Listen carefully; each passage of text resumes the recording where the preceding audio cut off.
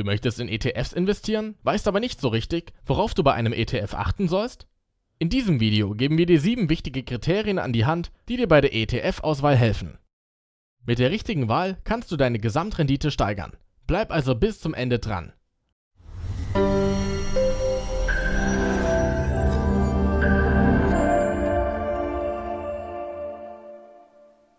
Willkommen auf dem Geldrad-Kanal.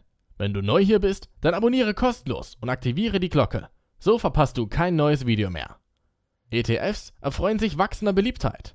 Kein Wunder, denn sie sind eine kostengünstige Möglichkeit, in Wertpapiere zu investieren und attraktive Renditen zu erzielen.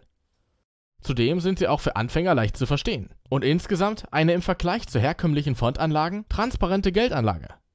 Mit ETFs kannst du deine Geldanlage sehr breit streuen und so das Risiko von Verlusten minimieren. Legen wir los mit den wichtigsten Auswahlkriterien für ETFs. Erstens, der Index. Ein ETF bildet nur passiv einen Index nach, statt aktiv Anlagestrategien zu verfolgen. Daher ist es umso wichtiger, den richtigen Index für dein Anlegeziel auszuwählen. Nachdem du dich für eine Anlageklasse, also Aktien, Rohstoffe, Anleihen etc. entschieden hast, geht es darum, einen geeigneten Index zu wählen. Hier solltest du auf Diversifikation achten und ein Klumpenrisiko in ETF vermeiden. Dabei gilt, je breiter die Streuung auf Länder, Branchen und Unternehmen, desto sicherer ist die Anlage. ETFs, die nicht breit streuen, setzen sich einem hohen Klumpenrisiko aus. Je stärker also der Anteil von Aktien in einem bestimmten Sektor oder einer Region im ETF enthalten ist, desto größer ist das Risiko einer Fehlinvestition. Wenn in einem Index wenige Unternehmen oder Branchen eine starke Gewichtung haben, legen viele ETF-Anbieter eine Maximalgewichtung fest. Konzentriere dich am besten auf etablierte Indizes großer Anbieter, die möglichst große Teile eines Marktes abdecken. Für Aktien in der Eurozone ist das der Euro Stoxx 50. Für Aktien im gesamten entwickelten Europa der Stoxx Europe 50 und wenn du noch breiter gehen möchtest, der Europe Stoxx 600. Möchtest du in nordamerikanische Aktien investieren? Dann kommen der S&P 500, der MSCI USA und der MSCI North America in Frage. Sehr beliebt bei Anfängern und auch Fortgeschrittenen ist ein ETF auf den MSCI World, der 1600 Unternehmen aus 23 Industrienationen abbildet. Für Schwellenländer ist der MSCI Emerging Markets interessant. Wenn du besonders breit streuen möchtest, dann bietet sich der MSCI All Country World Index sowie der FTSE All World Index an. Für jeden dieser Indizes gibt es ETFs von verschiedenen Anbietern. Zweitens, die Kosten. Ein weiteres wichtiges Kriterium, auf das man bei der Auswahl eines ETFs achten sollte, sind die Kosten. Die Gesamtkosten schlagen sich ganz besonders auf die Rendite deiner Geldanlage nieder. Grundsätzlich sind die Kosten bei ETFs sehr gering. Aktiv gemanagte Aktienfonds berechnen oft eine Verwaltungsgebühr von 1,5% im Jahr, manchmal sogar mehr. ETFs hingegen liegen häufig unter einem halben Prozent. Trotzdem sollte man auch hier vergleichen. Die Total Expense Ratio, der kurz TER, zeigt den Teil der Kosten, der vom Anbieter für die Indexnachbildung entnommen wird. Hier können alle möglichen Kosten enthalten sein. Marketingkosten, Depotbankgebühren und Lizenzkosten für den Index. Nicht in der TER enthalten sind die Handelskosten, die in der Geldbriefspanne, dem Spread, enthalten sind. Diese Handelsspanne wird bei allen Börsengeschäften berechnet. Der Geldkurs beziffert den Preis, zu dem Anleger bereit sind, ein Wertpapier zu kaufen. Der Briefkurs hingegen ist der Preis, zu dem sie bereit sind, zu verkaufen. Zusätzliche Kosten können entstehen, wenn Umgewichtungen im Index stattfinden, die dann im ETF nachgebildet werden müssen. Dies kann bei physisch replizierten ETFs passieren, wenn dort aufgrund von Fusionen, Übernahmen oder Konkursen Umschichtungen nötig sind. Da ETFs keine Outperformance erzielen können, spielen die Gesamtkosten eine wichtige Rolle. Schon kleine Gebührenunterschiede können im Laufe der Jahre zu deutlichen Unterschieden in der Rendite führen. Je exotischer der Index, desto höher sind in der Regel die Kosten in Form der Verwaltungsgebühr. Grundsätzlich solltest du dich daher auf möglichst gängige Indizes beschränken. Drittens, die Replikationsmethode. Bei der Replikationsmethode handelt es sich um die Art, mit der ein Index von ETF-Anbietern nachgebildet wird. Hierbei gibt es 2 Hauptmöglichkeiten: die synthetische Replikation mit Swap und die physische Replikation.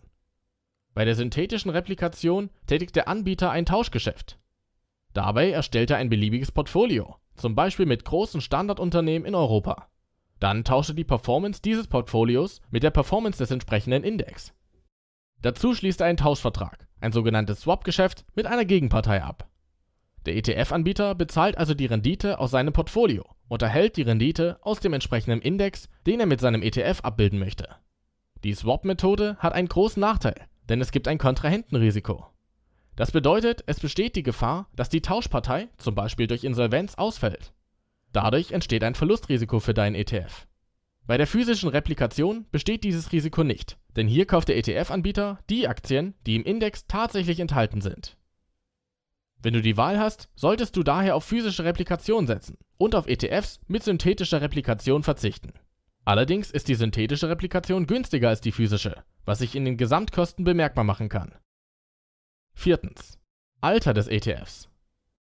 Auch das Alter eines ETFs spielt eine wichtige Rolle für die Fondauswahl. Je älter der ETF, desto größer ist in der Regel das Fondvolumen, was zu einer höheren Liquidität und damit zu geringeren Spreads führt. Außerdem hast du bei einem älteren Fond mehr Daten zur Verfügung, um ihn mit alternativen ETFs zu vergleichen. Bevor es weitergeht, dir gefällt das Video? Dann lass gerne ein Like da. Fünftens. Ausschüttend oder thesaurierend. Aktien-ETFs erhalten regelmäßig die Dividenden der Unternehmen, deren Aktien sie enthalten. Bei Renten-ETFs fließen Zinszahlungen. Ein weiterer wichtiger Faktor bei der Auswahl eines ETFs ist, ob er diese Zahlungen ausschüttet oder thesauriert. Ausschüttend bedeutet, dass Dividenden, die der ETF enthält, direkt an die Anleger ausgezahlt werden. Thesaurierend bedeutet, dass Dividenden, die an ihn ausgeschüttet werden, wieder im ETF angelegt werden und sein Kurs damit steigt. Beide Varianten haben Vor- und Nachteile. Bei der Thesaurierung ist der Vorteil, dass du Transaktionskosten sparst. Es wird kein Geld ausgezahlt, welches du dann wieder zurück in ein ETF investieren musst und damit Ordergebühren anfallen. Thesaurierende ETFs bieten also einen passiveren Ansatz. Außerdem entsteht so ein Zwangsspareffekt, da du nicht in Versuchung kommst, das ausgezahlte Geld für Konsum auszugeben. Hast du einen ausschüttenden ETF, werden die Dividenden direkt auf dein Depot gebucht. Hier musst du selbst dein Geld wieder reinvestieren, um vom Zinseszinseffekt zu profitieren. Tust du das nicht, kann es keine Erträge erwirtschaften. Sechstens. Sparplanfähigkeit. Der ETF spielt beim Vermögensaufbau eine wichtige Rolle. Warum? Weil du mit nur wenigen ETFs in ein breit diversifiziertes Portfolio investieren und damit fürs Alter vorsorgen kannst. Nicht alle Produkte sind jedoch sparplanfähig. Welche du mit einem Sparplan besparen kannst, entscheidet deine Bank oder der Online-Broker, bei dem du dein Depot führst. Einige Direktbanken bieten ETF-Sparpläne an, oftmals sogar kostenlos für bestimmte ETFs. Unten in der Beschreibung findest du unsere Tipps für ein kostenloses Depot. Siebtens. Fondvolumen. Auch das Fondvolumen ist ein Faktor, der beachtet werden sollte. Laut Experten kann ein ETF ab einem Fondvolumen von 50 Millionen Euro wirtschaftlich betrieben werden. Ab 100 Millionen Euro gilt dies als so gut wie sicher. Bei kleinen Fonds besteht daher das Risiko, dass die Fondgesellschaft den ETF irgendwann schließt. Das ist zwar kein großes Problem, kann aber Kosten bei der Wiederanlage der frei gewordenen Mittel verursachen. Volumenstarke ETFs sind außerdem meist günstiger in ihrem TER, da sich die Gesamtkosten besser verteilen. Ein hohes Volumen sorgt auch für eine hohe Liquidität, da viele Anleger kaufen und verkaufen. Dies verringert den Spread, also die Handelsspanne zwischen dem Einkaufskurs und dem Verkaufskurs. Das war unser Video zu den 7 wichtigsten Tipps und Kriterien für die Auswahl eines ETFs. Wenn dir das Video gefallen hat, dann lass doch gerne ein Like da. Abonniere kostenlos den Kanal und aktiviere die Glocke, um kein Video mehr zu verpassen. Wenn du noch Fragen hast, schreib sie gerne in die Kommentare. Vielen Dank fürs Zuschauen und bis bald.